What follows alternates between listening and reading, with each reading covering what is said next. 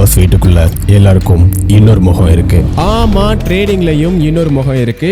நீங்க ட்ரேடிங்ல மாணிக்கத்தை மட்டும் தான் பார்த்திருப்பீங்க. இந்த பாஷா பாயை பார்த்திருக்கவே மாட்டீங்க. நீங்க ப்ரோ ட்ரேடர் ஆகணும்னா இந்த பாஷா பாய் யாருன்னு தெரிஞ்சுக்கிட்டே ஆகணும். நம்ம பாஷா பாய் தான் ட்ரேடிங் சைக்காலஜி.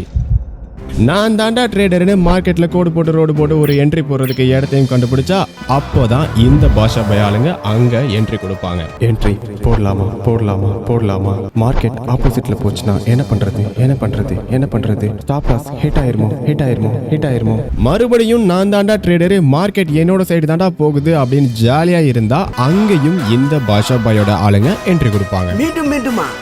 இங்க க்ளோஸ் பண்ணிடலாம். இல்ல இன்னைக்கு நம்ம டேயா தான் இருக்கும், வெயிட் பண்ணி பெரிய ப்ராஃபிட்ல க்ளோஸ் பண்ணலாம். இல்ல போன ட்ரேட்லயும் இப்படி யோசிச்சுதான் செம்மையா அடி வாங்கணும். இந்த பாஷா பாய் ஆளுங்களை எப்படி லெஃப்ட் ஹேண்ட்ல ஹேண்டில் பண்றது அண்ட் பாஷா பாய் எப்படி ஹேண்டில் பண்றது அப்படிங்கறத இந்த ட்ரேடிங் சைக்காலஜி சீரீஸ்ல நம்ம பார்க்க போறோம்.